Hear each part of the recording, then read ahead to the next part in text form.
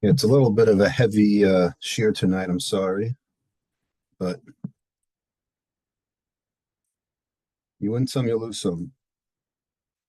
We're going to look at the Mishnah and Daf Mem Vav.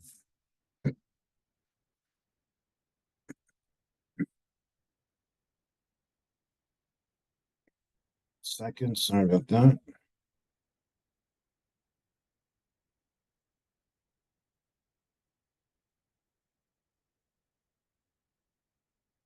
We're going to look at the Mishnah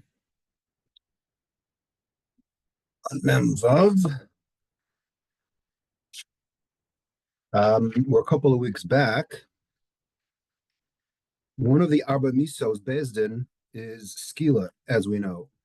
So what's unique about Skila is that after the person was stoned, they were taken out to be hanged. Okay, as opposed to any other Misas Bezdin that didn't have this practice. So the Gemara on Daf Mem Vav, the Mishnah, we're about halfway down, says the following: Ketzad, Ketzad Tolanoso. Okay, how do we in fact hang this person? Remember, the person is dead, obviously. So there's some kind of practice that we have that after the person is stoned, before he's buried, as we're going to see, there's a period of time in the middle where we kind of show him off to everyone. Okay? So the Mishnah says, how do we do it? Mishakin is akora ba'aretz. You would take a post that you would sink into the ground, v'ha'etz yotzei, and there'd be a little piece on top that comes out like a hook, umakav shtei yadav zu al gavzu, and you would tie the person's hands together, okay, and literally the tolo so, and they would hang him like you're hanging someone out to dry, like you're hanging clothing. Rabbi Yossi Omer hakor muta ala kotel v'tolo to kederach shehatabachin osin. So Rabbi Yossi says it's a little bit different. You would have a post, right, that was actually on the ground, but it wasn't sunken in so that it could stand by itself. Rather, it was leaning diagonally against the wall, the tola also, and you would hang them from there, like you would see in the meat market, right? When you'd see like sides of beef that are hanging, or if you go to your local restaurant and they show you all their prized meat, right? They're all hanging from hooks, right? That's the way this person was hanged. And the umatirano so miyad.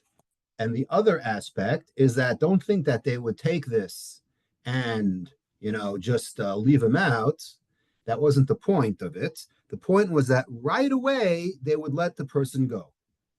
Okay, and that's how the practice was. They would just let him go, him or her go, and that was it.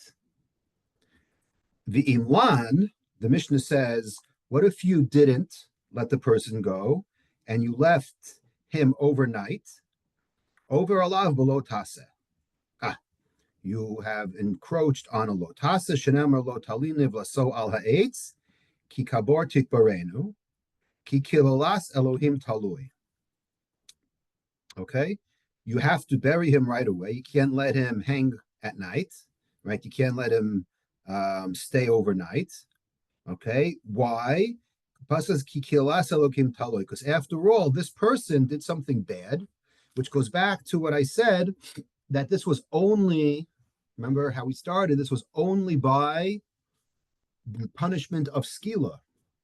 And if you go back to even memhei, not only is it skila offenses, there's a machlokes, which with the machlokes, whether it's everyone who's chayiv skila, or is it only two specific sins, which is Megadev and Makalo.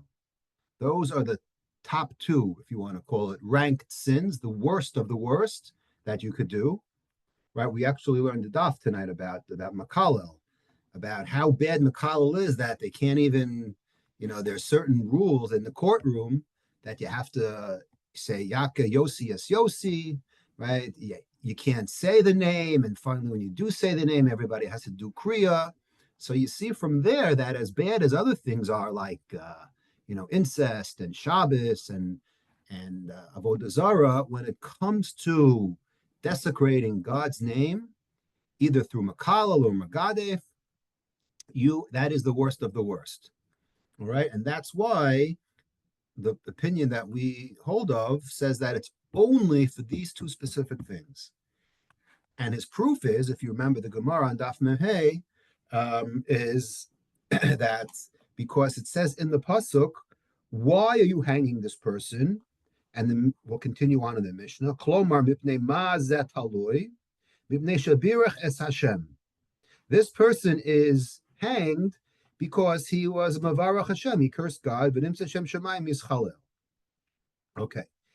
Now, the Mishnah does something that is very unusual. There are a few places in Shas where this happens, but here the Mishnah is going to go on a tangent in the Agadic sense. Amar Rab Meir, B'shasha Adam Mitzta'er, when a person is in pain, or when a person is as Rashi says, he sinned, and now he's paying for it. So, what is God's reaction? Shchina malashon omeres. What is God kaviyachol saying? Right? What in which way is God expressing His sorrow? So the Mishnah says, malashon omeres klani meroshi klani mizroi. Like my head. Right, I'm tired. Rashi explains my head is hurting, my zroa is hurting, my arms are heavy, and it's hurting. Okay, meaning I'm also in pain. God says, you think you're in pain? I'm also feeling it. Right, although I'm punishing you, there's a certain amount of tsa'ar that I'm going through also. So the Mishnah says, Im kana makom mitzar al daman shal reshaim shenishbach. So if God cares about wicked people, certainly, if this applies to a tzaddik, certainly God is even more, right? Is even more feeling it, so to speak. Okay, so let's continue on in the Mishnah. V'lozu bilvad amru. Not only this, amru elakol hamalin esmesa over below tase. Not only is there a lav, but anytime someone dies. Okay, and this is the springboard to the bigger topic of burial and burying someone right away. So if someone were to ask you, where's the source for that? This is it. We learned from a very, what's the word? A very strange source, which is from the people who are Chayav Skila. They teach us the laws for everyone. Okay? So that's what this Mishnah on Vav says. Anyone who doesn't bury someone on time nowadays, okay, is over the lo taseh. The Mishnah goes on to say, what if you were waiting because you needed to bring a special aro, you needed to bring special tachrichin? So the Mishnah says, over alav. Okay, that's that. A few other points in the Mishnah. The Mishnah says that and if you think that this person got to go to his or her family plot, these people who were hanged because of the heinous sin that they committed, think again. Okay? It ain't happening. Because why? Because of their punishment. We don't bury them where they were supposed to be buried. They go to a special bezdin that the Mishnah says, El Shtei Beis Shtei Batikvaras Hayu Metukanim Lebeis Lebezdin Achas Lenharagan Ulechnakin Va'achas Leniskalan Venisrafin. Okay, we had two types of cemeteries, one for Skila and Sreifa, and one for Harrigan Chenek. Okay, we actually combined them. Okay, and that's, the Mishnah says that they would go on and they would move them eventually. Okay, so that is the Mishnah when it comes to the special law that we only say it by Skila, And even within skila, okay, we go even further to say it's only for the worst of the worst, okay, which is the Megadef and the Makalel, okay, those kind of people.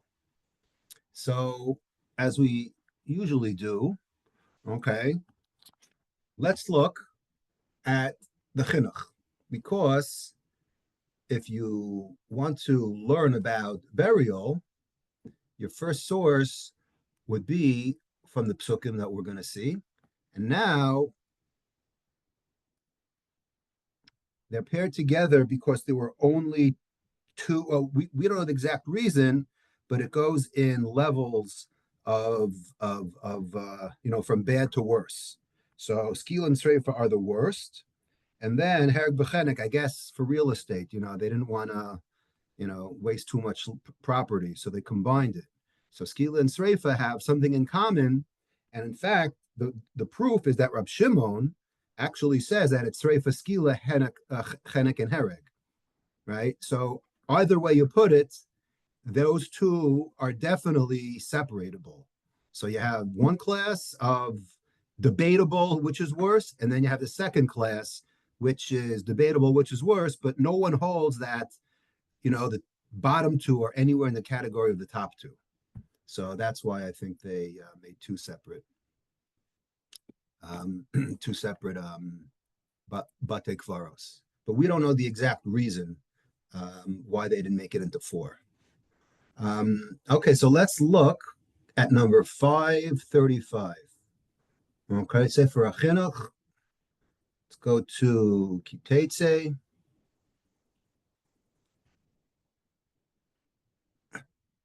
Now, interestingly, we have three mitzvos that come out of this law. Number 535 is litlot hamuchoyav litlos. First of all, is that we have to hang that person. 536 is that you can't hang him for too long. By the way, I keep on saying him. We know it's him or her. It's just most people, I imagine that. But there is a big difference between him or her. It's machokes if she's hung. Right. We're gonna get right. That was discussed how they did it. They did it. No, they all say that she was hung. The question is which way did No, it look at the face? bottom of Amabay's, the previous stop. It says, according to one shita, she was not hung at Oh yeah, all. right. Women weren't at all. Okay, I don't think we paskin like that. But okay. Anyways, even though it says nivlato, not nivlata, right? You could argue that. But anyways, so 537, so I'm sorry, 536 is not to hang for too long. And then 537 is actually bisman hazet, to bury people. It's actually a mitzvah, number 537. But let's get back to where this whole started, because there is a little bit of a discrepancy of opinion as to what this whole thing is all about. And so that's why we'll start with the chinuch, because the chinuch shows his hand a little bit as to why we go through this procedure. So the chinuch says in 535, "Shenitzavinu litlos mishe yischayev pliya bebezdin." Okay, someone who gets killed, right? So you have to hang the person. V'yadua shekol hanitlin niskalim betchila. Right? So he gets, first of all, don't think that this is the crucifix. Maybe that's where he's going, where you think like, oh, this is his punishment, that he's got to hang, right? We don't hang people, we don't crucify people, right? Not that stoning is any more pleasant, maybe a little bit, but still, he's going out of his way to show you, I think, where he says viadua, that don't think that this is the ikr penalty. Okay, the ikr penalty is to get stoned, and then they would toll you. Right, the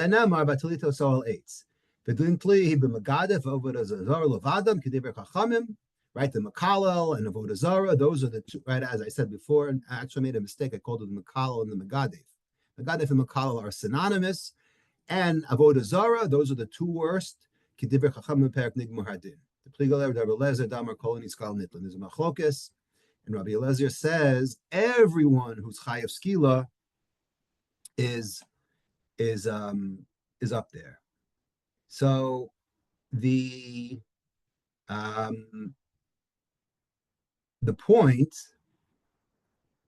I believe, if you look, Misharshe HaMitzvos, so he quotes himself on Mitzvah Mem Zayin, back in Mishpatim, where he says, "Kasafti ktsas beseder mishpatim shenitztavinu lahamis ha'oven al ktsas mitzvah shebetorah, v'sham kasafti machlokas haRamban zichonu lachim haRambam." There happens to be a machlokas about exactly how many mitzvos this is. Okay, the Ramban says it's one mitzvah, and the Rambam says each and every of the four ways of execution are separate mitzvos. V'odnomar ki dintlia. Now, this is where the discussion about what the point of all this is all about. He says, the Chinuch says, that the actual hanging is done k'dei lahagbia hanidon lefarsimo le'ein kol. It's to basically raise this person and show him off, so to speak, to the eyes of everyone. Let me continue. Gam birosam esek zekifas ha'etz ukshiras hanidon alav tikanas yiru ufachad b'libam. Even what we would say in Lumdish words, the hachana, putting the pole and making the hook and getting him together. Anybody who witnesses that will get very scared. So this kind of sounds like the discussion even we have today amongst, Supreme Court that's gone on in the last, bunch of years is how humane and what's the point of the death penalty? Is it what they call a deterrent for other people, or is it called a punishment?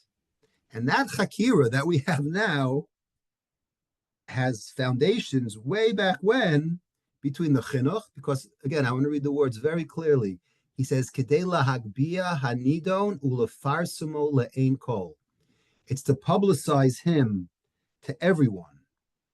Okay, meaning he says the stress of this whole mitzvah, this penalty is basically there to publicize, right? Like persume nisa, to publicize. He uses the word ulefarsimo le'ein kol. So everyone should know about it. So the stress is on the people, meaning the person's dead already. He's not feeling any pain. All right. So therefore, the chinuch says, I'm interested, okay, in showing everybody what you get for avodah zarah. Have a look, everyone. Right? Lahavdil, like they do today when they, in I'm not going to name, countries and, kinds of people. But today they have, they kill someone and they hang their bodies. And, in the Arab countries, that's what they do. And it's probably to show everyone, to garner fear amongst the people. Right. So that's the chinuch. I want to show you the words of the Ramban. The Ramban says, let me open it. He says, "V'al derech hapshat yomar ki hiye b'ish chet gadol shero'u lahamiso alav ulitloso al eitz legodel cheto." He seems to say, okay, that you're putting him on because it's part and parcel of the actual punishment, right? He says, Lago del Cheto, he did such a terrible and heinous crime. Okay, not only did he do skila, he did as they say, the granddaddy of all sins, which is Megadeth and Avodah Zarah. So he has to get the worst punishment. Now, obviously, we can't kill him twice, right? You can only kill a person once. So we give him the worst punishment, which is skila. And not only that, we double down and we give him a punishment after the punishment, which is getting embarrassed by everybody seeing his body. Granted, he's dead. He doesn't feel it. But again, it's lago del cheto. Those are the two words that I think the Ramban comes to, I don't say argue, but show a difference of opinion as to what this is all about, right? So that's really, I think, the root of why we're going through all this, right? Most people would opine, I believe, with a chinuch, right, as to why they would want to publicize this as a deterrent, right? Again, it goes back to this Hakira in Alabama today, when it's so difficult to kill people, and it takes years and years and years of people on death row, and then they give them a lethal injection, it doesn't work, and then they take a 5-year break, and then they try to find out what's the best and humane way, and then it goes back to, well, why are we killing people after all? Is it a deterrent or is it a punishment? So that whole deterrent versus punishment, I think, is really in this chinuch versus Ramban in how to learn this concept of being hanged, right? Legodo cheto, it's part and parcel of the punishment. So if a person wants to commit avodah zarah, right, he's got to think twice and say, wow, this is what my punishment is going to be. Not only am I going to be stoned, it's going to bring a busha to me after dying and my family, right? So that's I believe an interesting idea. I wanted to read the Rashbam again. The pasuk says, "Lo talim nivlato al ha'etz ki kabor tikbarenu bayom ha'u ki kilat Elohim talui v'lo titamet admatcha asher Adonai Elohecha noten lecha nachala." Says the Rashbam. Now we quote the Rashbam a lot because he is probably the least, well known out of the Parshanim. He gets the least, he gets the least press, but he says some things sometimes very like obscure and just totally, ignored. So he says, Kilat Elokim Taloi. Remember, the Torah kind of explains why we have to bury him, because and the Gemara is going to go on and say this, it's an affront to God because we are in God's image. So what does it look like if an image of God is hanging overnight? And the Rashbam says, Kisharon b'nei Adam esataloi, regilin lekalel esadayanim, o krovim shel harug, o sha'ar b'nei Adam. How about this angle that we probably never thought of? When people see this person that was just killed, so there's several reactions they could have. The Rashbam picks up on the one reaction, which is, l'kalel esadayim, curse the judge. O krovim shel harag o sha'ar b'nei Adam, curse somebody. Okay, either curse the judges, or curse the family, or curse anybody. Lefi shepa'amim ala ve'era muetes hu neherag kamo makoshesh. Because now the Rashbam is, first of all, showing his cards over here that it's for all skila, right? Because he's saying that sometimes a person is killed by skila and hanged for a relatively light sin. Now, this is the opinion of the Rashbam.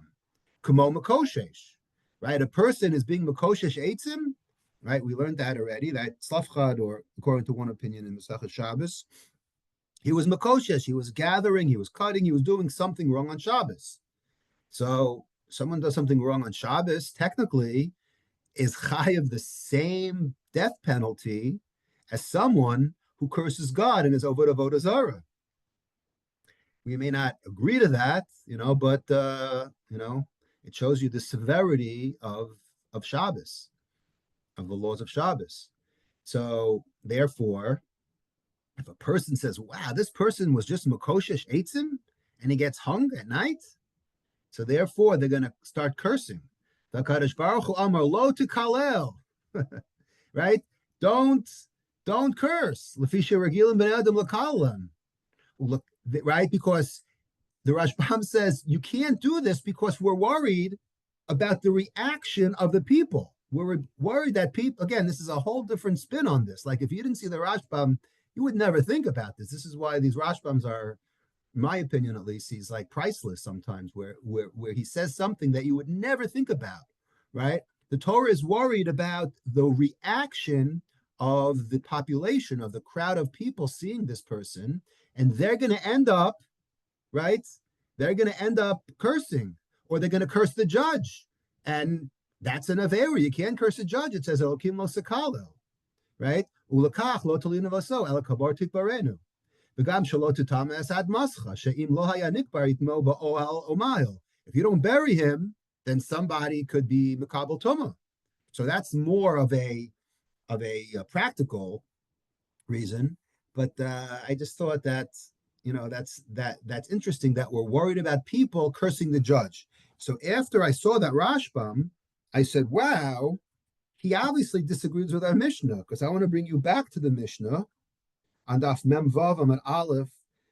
The last line on the page says V'hakrovim ba'in b'shol and b'shlom hadayanim. Right? I wonder how the Rashbam learned this line in the Mishnah. After this person was stoned and hanged and buried, okay, in this special, cemetery, and then his remains eventually were brought back to his final resting place of his family plot. Then, right after all the proverbial dust settles, the Mishnah said that the relatives would go. It says v'shoalin b'shlom hadayanim u'b'shlom ha'edim. This is unbelievable. You would never think that somebody's relatives would actually go. Today it's the opposite. Today you hear all these crazy cases where people are stalking the judges that put their relatives away for life, right? These these judges need like protection orders against these family members. Here it's just the opposite. Unbelievable that the Krovim would go and they'd say, you know what, they would seek out to say hello, right, and to inquire of the welfare of the judges or of the witnesses that actually put this person to death. Now remember that it says the Adim were actually involved sometimes in the execution. They would push the person over, or they would pour the lead down, right? Remember that Mishnah? Klomer she'ein bilibenu alechem shedin emes dantem. This would never fly today. Could you imagine that the relatives going over to the judges and the witnesses that sealed the deal, that sealed the fate, and said, hey, we don't have any grudge on you. It's unfortunate what happened, but that's the way the cookie crumbles sometimes. I can't imagine this happening today. This is I hate to say a utopia society vision, not practical, but this is the Mishnah, and this is the attitude that we have to have. Because at the end of the day, this person committed a crime, and the ultimate kapara is misa, right? So it's almost like the Bezdin and the Dayanim and the Edim are all quasi shlichim of HaKadosh Baruch Hu in trying to finalize this. So I thought that was a very, very interesting Rashbam. Let's learn the Gemara, because the Chinuch alluded to it a little bit before. The Gemara says on Daf Mem Vav Amud Beis Tanya, Rab Meir Omer. Okay, I am about 15 lines from the top by the two dots. Tanya Omer Rab Meir. Okay, Mashalu Mahadavar Domen. Why is God krachzing so much when he sees this person, right, hanging out to dry? Okay, being hanged. So what's his reason? Omer Meir Mashal Adover Shnei Achin Tu'umin Be'ir Achas. Okay, two identical twins, right, who are living together in the same city. Echad Minuhu Melech Vechad Yatzel Listus. One of the brothers was hired by the king as his chief of staff. Vechad Yatzel Listus, and one of them decided to be a bank robber. Tzivah HaMelech v'taluhu. So the robber got caught, and the king said, okay, let's hang this guy up. Let's show what happens in this town when someone commits a crime. So they hung up the twin, and the king's like, oh man, kol haro, so Omer HaMelech talui, right? Tzivah HaMelech v'hariduhu, right? I'm sorry, he wasn't the chief of staff, he was the actual king. So the king himself had a twin that went rogue. So if he has his brother hung up, they're going to say, look, the king is hanging. So it's an affront on the king to have his twin, someone who looks exactly like him, even though it's not him, but because he's in the same image. So you could see the mashal is that a little bit what we said before, is that God is looking down and says, "Oh, this is my image. This is the Tselem Elokim that I created. Has a shtickle Hakadosh Baruch Hu in him, and Nebuch, look at him now. He's just hanging, and it's a nivul. It's a really unfortunate thing. So that's why we take him right away. And the Gemara says, so how long do you leave him for? Right. So the Mishnah, the Gemara forgot, says, well, we do it right before Shkia. We do everything very quickly. We have the Gemar Din, and then we stone, and then we hang right before sunset.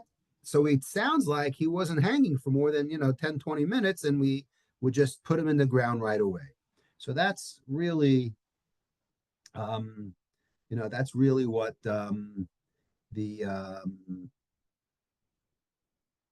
the essence of this was all about. The Rashi, by the way, on the pasuk says that it's just the Rashi in the Chumash brings down this Gemara and says that it's just for Bnei Yisrael, it's just for Jews.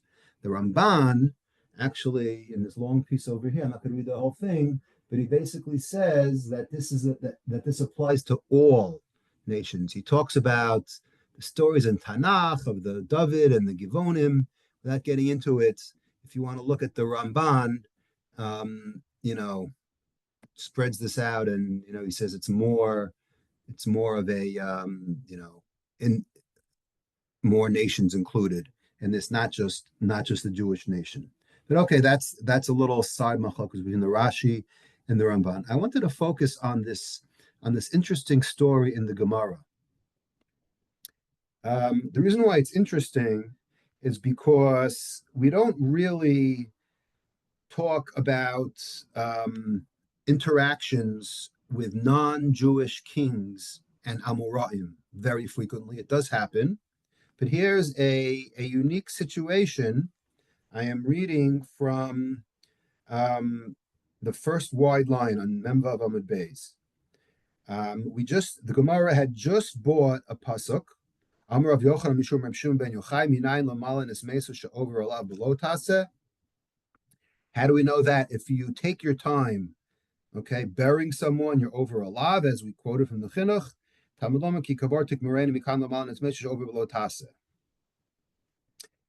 This is important to us. Sometimes the Gemara wants to know sources. Where do we know this? Where do we know that? So the Gemara here says the word remez. It's not a 100%, solid proof. It's more of a remez. So what's the remez? The remez is ki kabor tikmarenu. Okay, we learn from the extra word kabor tikbarenu. It says it twice. That not only is it applying to the Haruge Bezdin, but it's also applying to people in general. Okay, so people in general. Rashi says miribuya darish kol hamesim. From the extra word tikbarenu, it applies to all the mason. So Gemara says, famous story, Amale Shvur Malka l'Rab Chama. So Shvur Malka, okay, he lived, I looked it up, from 240 to 270. All right, they called him King Shapur the first, as opposed to the second, who was not nice to the Jews. But Shapur the first, right, he lived in the Iranian dynasty of the Sassanids. And there's actually very interesting things on him. I looked him up. Wow. We don't have time to talk about him, although him is a sheer within itself. I'll tell you just why in a bit. But anyway, Shvur Malka asks Rav Chama, Kvur min haTorah minayin. He wanted to know what the source was for burying. So I'm just going to read the story straight. Ishtik v'lo amalei v'lo midi. First, Rav Chama was quiet. He didn't say anything. So Amar of Acha bar Yaakov. So Rav Acha bar Yaakov was quite disgusted when he found out that Rav Chama didn't answer Shvur Malka properly. He told him, Rav Acha told Rav Chama, Imser Alma biyade de tipshoy. The world was given over to the hands of fools. which is a very, very strong statement. And I believe it's the only time we see this statement at all in the entire Shas. That's how Harif this line is, that this ticked off of Acha Bar Yaakov for some reason. Okay, maybe we'll see why. Meaning the Iboila Lememar Kikabar Tikmarenu, because he should have answered for Malka. Well, as we learned 3 lines before that, Rab Shimon ben Yochai said, right, you should have, that's the source. It says Kikabar Tikbaren from the extra word. So the Gemara says, no. Till Avid Le Aro. So the Gemara says, well, perhaps Rab Chama, okay, wasn't happy with this drasha because Kabar Tikbaren, it doesn't mean subterranean, it doesn't mean underground, it could mean to be put in a coffin. That doesn't necessarily mean burial. So therefore, his answer he thought would be incomplete. So the Gemara says, Tikbarenu. Why can't he say, well, it says the word Tikbarenu. Again, first he tried from Kikabor, right? So the Gemara says that wouldn't have been decisive because you could be buried above ground in a mausoleum, which is a very, very big problem today, not to get into modern day, right, Jewish burial discussion, but right today the big problems is cremation and mausoleums. Those are the two that we try to always bury people underground, but those are 2 options that unfortunately more people are opting for.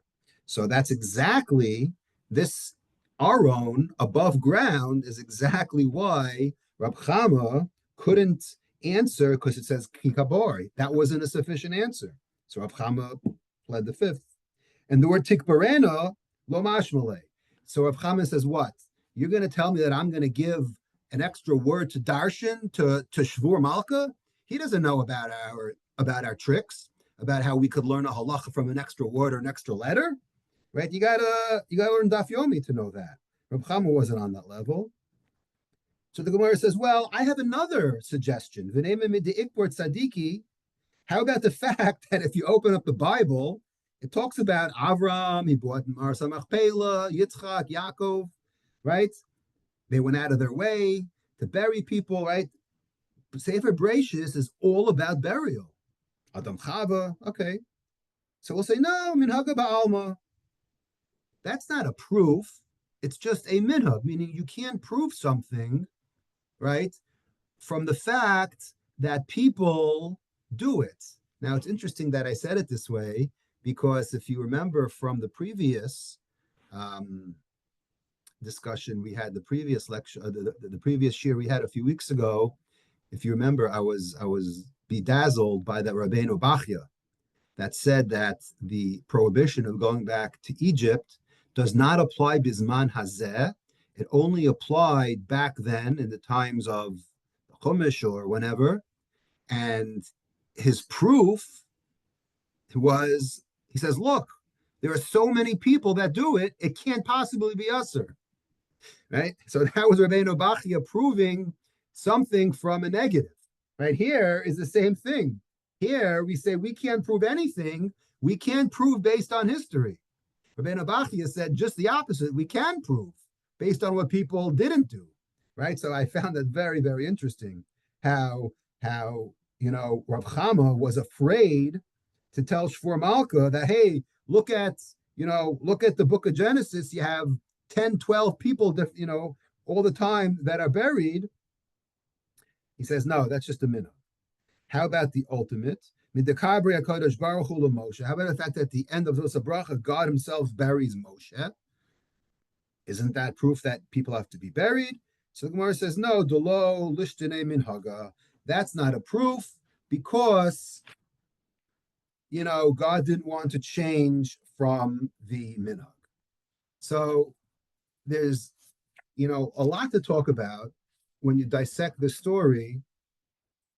I wanted to talk about just one thing, and that is, the question is, what is going on exactly with Rav Chama? Okay, meaning it says that he didn't want to say anything. Okay, so the question is, we usually say shtika kehoda, right? If you if you ask me for the where's the money I gave you and I'm silent, that means that I basically don't have it, but I borrowed the money, right? Or if I don't say something, then chances are I agree with you. So we have that concept of shtika kehoda, but it's actually a machlokes, as we're going to see, that it's not so simple. So there's one opinion, the Ian Yaakov, right, being this is Agadata, so the Ian Yaakov learns that yes, this is the case of Shtika Kehoda, meaning what? I'm not answering you because I, Rav Chama, really deep down believe that there's no marker from the Torah, meaning I disagree with the statement of Rav Yochanan Mishum Rav Shimon ben Yochai about Remez L'Kfurim in HaTorah. I don't agree with that. Therefore, I'm not answering you. There's a beautiful Hemek She'ela, which is written by the Netziv. He says that what the Netziv does is he puts two Gemaras together as following. He says the Gemara in Moed Katan Daf Kav Ches brings down a Mishnah. The Mishnah talks about, let me just open it up because it's a little bit on a tangent, but I think sometimes in this class we learn more from the tangents than the actual topic. So I'm going to open up a Moed Katan. Excuse me one second.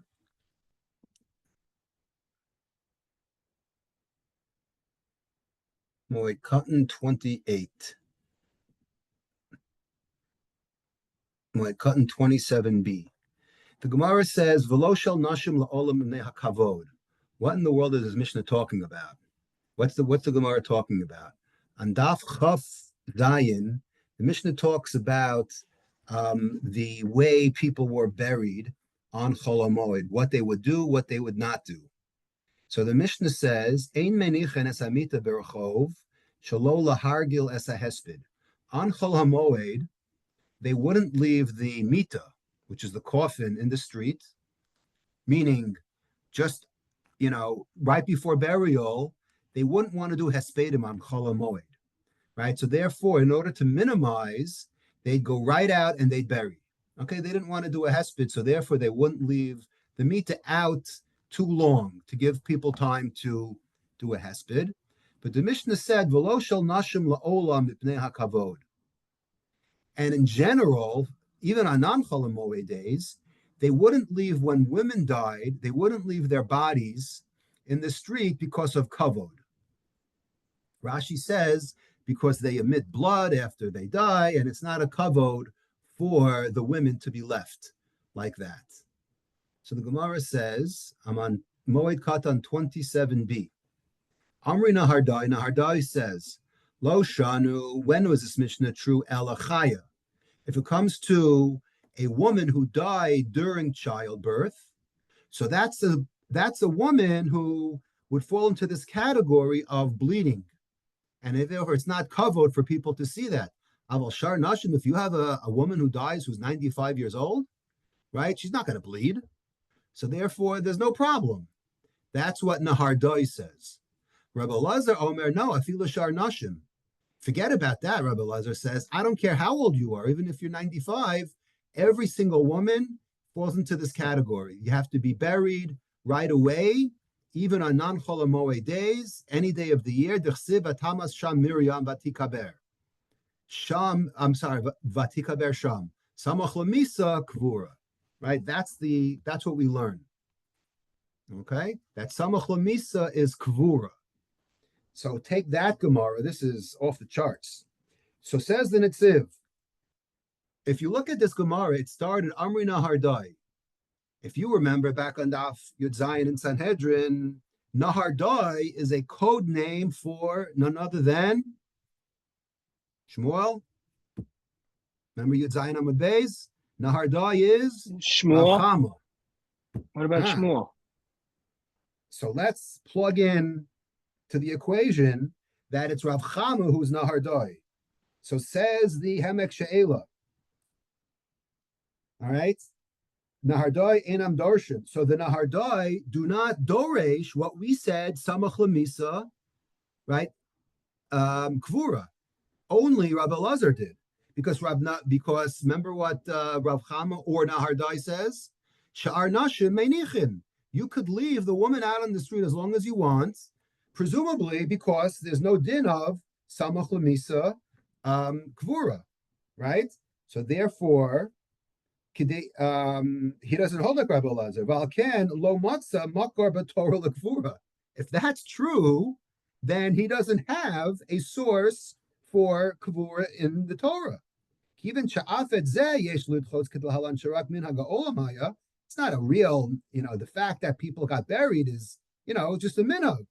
She'ilu Rabbi Elazar sham kiven the dorosh mikach shetzarach likbar nashim samach misaso. Because Rabbi Elazar is the one in Moed Katan who says that you have to bury women samach misasan, right? Harei shekvur he hadin. That makes it sound like kvur is the absolute din. So therefore, there's really no difference to differentiate between men and women. The only difference is samach lemisa or not. That's why he says the Nitziv, the Hemek She'ela, he says that's why he didn't say that the Mokar is from this place, because he didn't agree with that. And the proof is from the Gemara in Moed Katan that says that Sha'ar Nashim Menichin. So unbelievable. The Nitziv takes a Gemara in Moed Katan, he plugs it in because Rav Chama is really Nahardai. So there's three Gemaras. This completes the triangle of Sanhedrin Yud Zayin, Sanhedrin Memhei, and Moed Katan Kaf Ches. Unbelievable. It was worth coming tonight just to hear that Hemek She'ela. That is, though, the opinion. So we quoted the opinion of the Ian Yaakov, who says that Rav Chama, right? Rav Chama was just shtika, right? Because he agreed. Says the one who argues on this, which is who? Says the Maritz Chayes. Okay. Before we get to that, the Ran actually says that he doesn't, kind of like the Ian Yaakov, Shita Saran Sherav Chama Achen Sover She'en Lilmod Ki Kavortik Morenu. He doesn't learn from this. That's what the Ran says. Says the Maritz Chayes, no. The Maritz Chayes is medakdek from the Ramban. Not going to get into it. That really Rav Chama agrees with Kavortik Morenu. But he didn't say anything because he didn't want to get into a whole debate about darshaning the extra word, right? So he just didn't, he just didn't want to say anything. And the Ran's proof, by the way, the Ran who said that he actually doesn't, right? So we had the Nitziv, what his proof, the Ran's proof is that we're about to see in the Gemara. Gemara has a question. Is the reason why we bury people because of a bizayon? That's why we don't want to bury, right? Can you imagine if you don't have to bury someone, you just have him in your yard, right? Right? It's a bizayon to the mace. O mishum kapara. Or is there an element, Gemara harped on this a lot, or is there an element of kapara? So the Ran says, hold on a second. Who cares? We're not being dorish time in Dekra, right? Meaning the Torah, it's Xeris HaKosov says Kabor Tik Parenu. It must be the way the Ran learns, okay, is if the Gemara is asking a question about what's the reason, it may be that maybe Rav Chama actually didn't hold of the drasha. That's why, if you did hold of the drasha, then you have no business to ask, what's the reason why we bury people? Is it because of A or is it because of B? Who cares? It's not up to us. It doesn't matter. Gemara says, yeah, it does matter because, the Gemara will find an nafkamina, but still, we don't generally dorish time at the crow. We don't want to find out what the reason is. It's not our business what the reason is. So you're allowed to ask what the reason is only if you don't hold with the drasha. Then it's not Xeris HaKosov anymore. That is the way the Ron learns. I found that also a little bit interesting. One note, by the way, um, actually, you know what? We're not going to talk about Shvur Malka now because there's too much to talk about him. Maybe I'll save him when we get up to him in Avodah Zarah at the end. So remind me in 8 months, somebody. Okay, let's look at just a few in the last 10 minutes. We're going to do just a little bit of um, there's a machlokas whether or not this concept, it sounds like it's a d'oraisa, this concept of kvura. The Rabbeinu Hananel, though, goes out of his way to say that kvura is only a derabanan. Okay, that the mitzvah of kvura is a derabanan, meaning, as the way the Mefarshim explain, not that you don't have to bury him at all, but the concept of burying someone in the ground. Remember, we were talking about that the Aron could be above ground in like a mausoleum or Rahmana Deslan, cremation that people opt for also for other reasons. But Kvura itself is a Doraisa, but according to Rabbeinu Hananel, it sounds like he's a Das Yachid. He says that's actually a Durabanan, the ground part. Kvura in general is a Doraisa, but the specific location, that is a Durabanan. The Rambam says let's get to the Rambam in 14.1. Let's see what the Rambam has to say.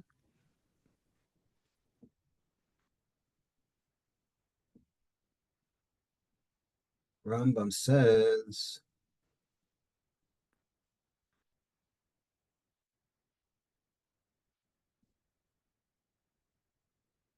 Mitzvahs aseh shal divrehen lebaker cholin ulanachem avelim ulahotzi ames ulahachnis akala ulavas haorchim ulis asak b'chol tzarchei kvura. Wow, it says shal divrehen. It says it's a rabbinic mitzvah to deal with tzarchei hakvura, lases ala katev, right, to hold on his shoulder, lolelech lefanav v'lispod v'lachbor v'likbor, all the details. The Rambam says it's a derabanan. So he calls it v'chenelu gemilas chasadim shebegufu she'en lahem shiur. So on the one hand, the Rambam in Hilchas Abel Perik Yudalid seems to be a derabanan. Problem is, if you look in Perik Yud Beis,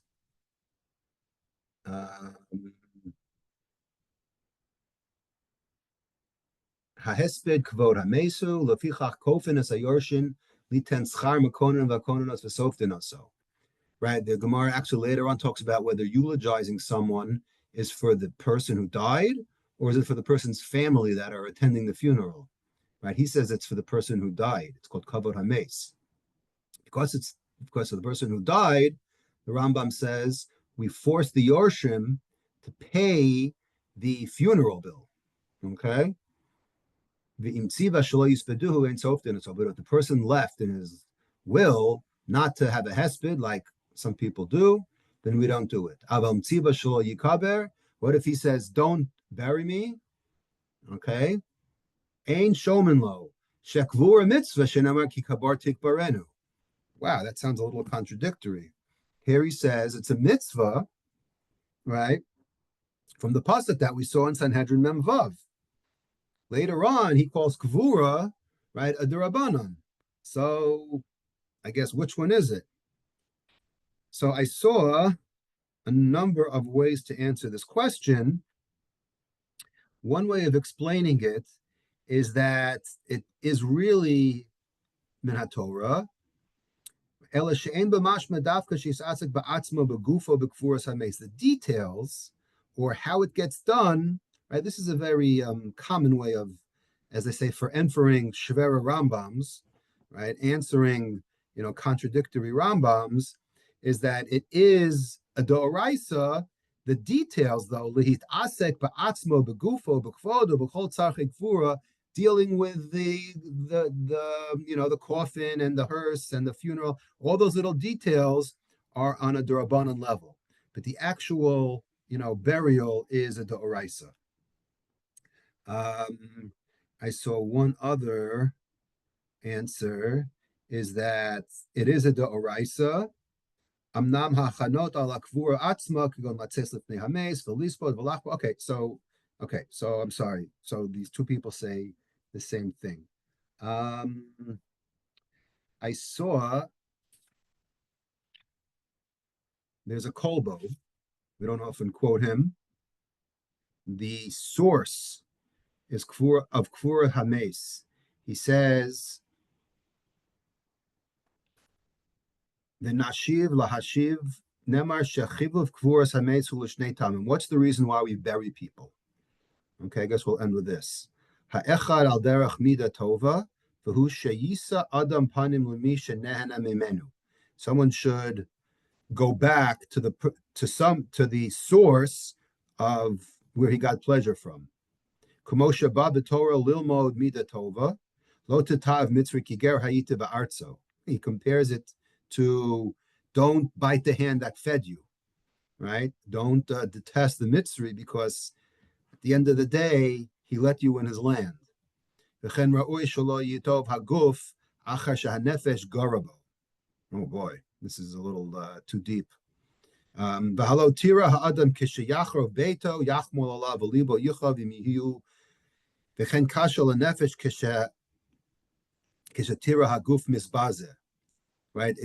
a conflict between the guf and the nefesh. Again, we're getting a little bit into the upper spheres over here, but basically there's this conflict between the guf and the nefesh can't handle seeing the guf not buried. V'derech za'amru kasha rima lames kamachad b'basar chai. We had that Masechet Shabbos. That it's painful when you go. So that's one way the Kolbo explains. The second way, this whole tension between the guf and the nefesh. The second one is v'tam hasheni v'hu hachazak v'hatzarich le'emnaso b'tchias hamesim ki ilu hayu mashlichin guf ha'adam hameis ka'achas hanavelos hayu b'nei adam omrim nimshal kebehemes nidmu. If they were to throw our bodies like a nevela, we just dropped it off, then the people would say we're no different than animals. So this is all tchias hamesim, meaning the only place you could come out to prove tchias hamesim is that if you're buried in the ground. Okay, that's another reason why the ground was chosen. Okay, it springs back to tchias hamesim. The third reason, and the reason we'll end, is from the Avnei Nezer. Ta mechudosh lemitzvahs kvura al pi medrash. He quotes a medrash al mashe anamar hakadosh baruch hu la'adam harishon. Now this is something that we all were probably thinking. Hey, doesn't it say in Parshas Bereishis? It says that Adam's going to go back to the ground, right? It says b'zeh sapecha tocha lechem ad shuvcha el hadama ki mimenu lukachat, right? Ki afar atav el afar tashuv. So that you would think that would be a source within itself, but people don't say that. So the Avnei Nezer says we darshan from that medrash. Amalei Kadosh Baruch Hu kometz afar shenivras mimenu lo gzula biyadecha. Okay, that afar, meaning you have to take that afar that you were created with and bring it back, so that it's not considered gzula. Ki afar atav el afar tashuv. Ubir hadvarim sha adam nivre mahadama. L'takana lagamre u'lezachacha lihiyos k'mo hanefesh. V'kiven shechota ha'adam ve'ena misaken es ha'afar. This afar that you are born with, that goes with you, that is consistent, that consists with you. When you sin, you need some takana for that afar. So therefore, going back to the ground is the ultimate place. Harei alav lashuv el ha'adama v'yesh baze inyan hashavas gezela. Wow, says the Avnei Nezer in some mystical thing that I don't pretend to know what I'm talking about. It's too up there again. But the way he learns it is that there's this din of hashavas gzela. We carry this metaphorical offer with us, and when we go back to the ground, we return the offer from where we took it from. So take that and, as they say, put that in your pipe and smoke it. Good night, everyone.